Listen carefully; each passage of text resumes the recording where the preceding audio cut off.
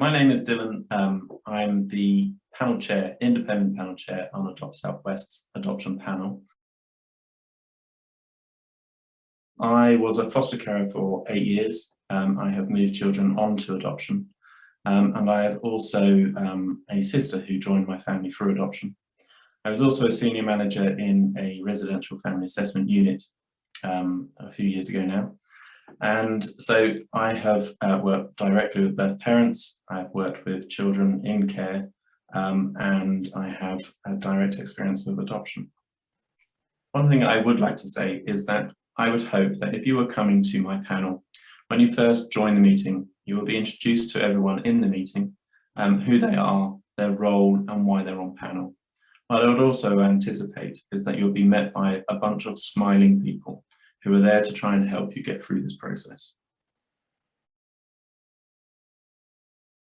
If you are attending a panel, it will be largely because you have gone through stage 1 and stage 2 of your assessment with a positive recommendation from your social worker who has concluded that they think that, that you have all the skills and attributes to become considered suitable as adopters. And so you will then be presented at panel with the support of your social worker. Another time that you may come to panel is once you are an approved adopter, you have the approval as an adopter, you will then be potentially matched with a placement. And once that placement has progressed sufficiently enough in consideration, it will be taken to panel for matching. And then again, panel will look at all of the information of the proposed match, and again highlighting any perceived positives, any potential vulnerabilities, and suggested questions around the match. My role as chair generally is to tell people how it is important, but to also reassure them that it's part of a process. The adoption panel doesn't actually make decisions, it makes recommendations. And so as a panel made up of various people, independent panel members, social workers, medical advisors, we have legal input, we have a panel advisor, and all of the information that we're provided by your social worker who has done an assessment on you is looked at by panel. Individually, panel members will make notes and they will identify their perceived strengths and any potential vulnerabilities. And then they will suggest some questions. They are then submitted, and then as a group we will review those strengths, vulnerabilities and questions and decide which ones we will take forward for panel. The questions that we identify at panel that you will have and you will have with your social workers, they're not there to catch you out or trip you up. They are merely there to help us have a conversation to ensure that panel have the most up-to-date and relevant information so they're able to make an informed recommendation at panel. There are several panel members who sit. There has to be a minimum of 5 voting members on panel, including the independent panel chair.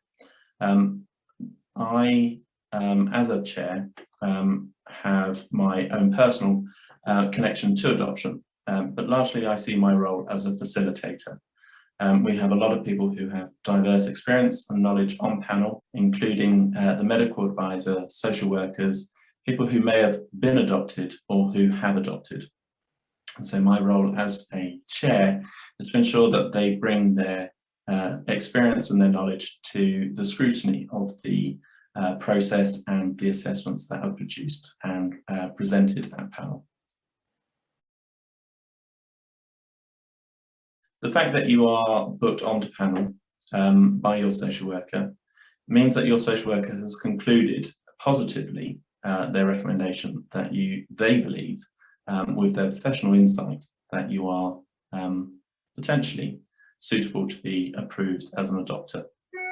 Our panel will probably have a historic working relationship and knowledge of that social worker, and we also have a lot of respect for the presenting social workers and their opinions. A good report will include evidence of why those social workers believe that you are potentially suitable to be approved as adopters. So we would anticipate that the reports and assessments that we have in front of panel are evidence-based with analysis. So as long as you are engaging with your social worker and you are sharing very personal information, those questions answered with your social worker means that they don't have to then be asked at panel. The more you engage with the assessment, the more accurate the picture can be. At panel, it isn't so much making a judgment about who you are or what you've experienced. It's about your suitability to adopt. That there have been times in their past or in their childhood even, which may not have been straightforward, they may have been difficult, or they may have made mistakes. Sometimes this actually can provide real evidence of how people have learned, how they've been reflective, how they've shown resilience, either as a couple or as individuals. So sometimes the bumps along the way are actually very helpful to show that there is potentially assets in there, that there are abilities shown in your support network. Your support network is an important aspect. Sometimes your past, even if it is somewhat checkered, can actually be a positive in showing that you have learned and you have changed. You've been able to show insight and how you've been able to draw on support, ask for support, recognize when you need support. All of those are really important attributes. Part of the feedback from people who have been to panel is that it's generally not as bad as they anticipated. We are just one part of the process, and that we're not be all and end all, we're not big and scary. We are trying to enable, we're trying to ensure that the process is robust and that procedures are followed. That's largely our role, is to be a quality assurance rather than judgmental, and I think that's one of the things that people misunderstand. We're not there to make judgments of them as people, either as a couple or as individuals. It's about ensuring that the assessment is robust, evidence-based with good analysis.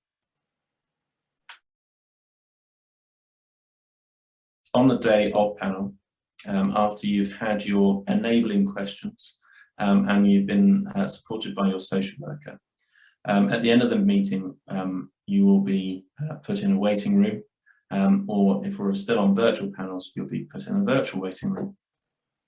Panel will then come to a recommendation, and on the day of panel, while you are still present, as chair and panel advisor, we will come and share our recommendation with you, with the explanation of why panel have come to that recommendation. We are generally unanimous in our verdict, in our recommendation, but we don't have to be. Quite often, on the rare occasions where we have a split vote, it is a majority that carries it through. At panel, there are three potential outcomes on the day of panel.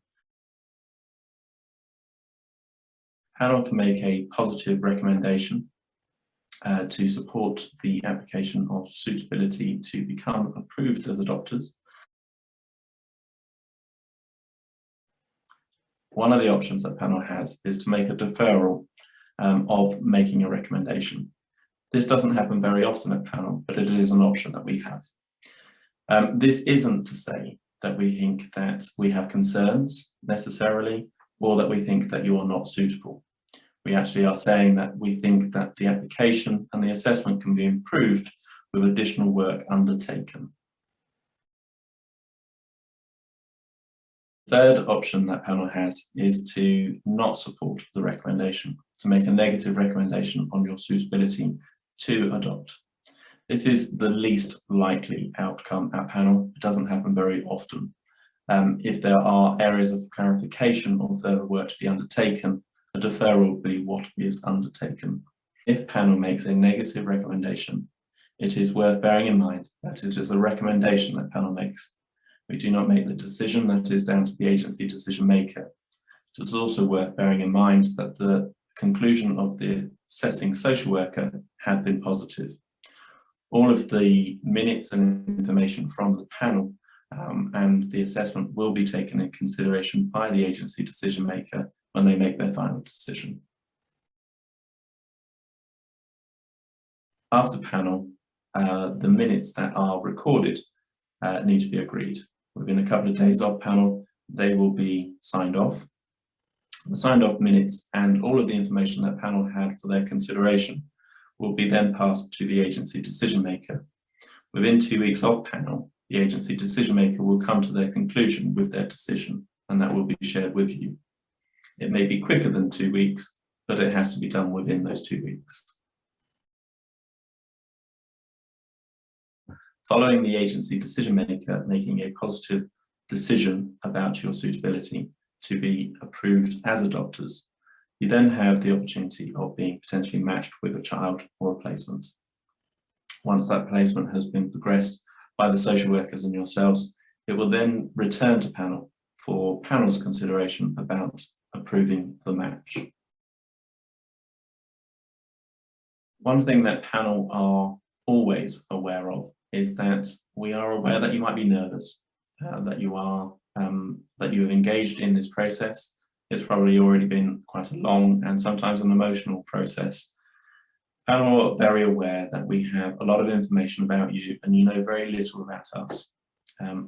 What we try to reassure you is that our questions are not there to try and catch you out or trip you up.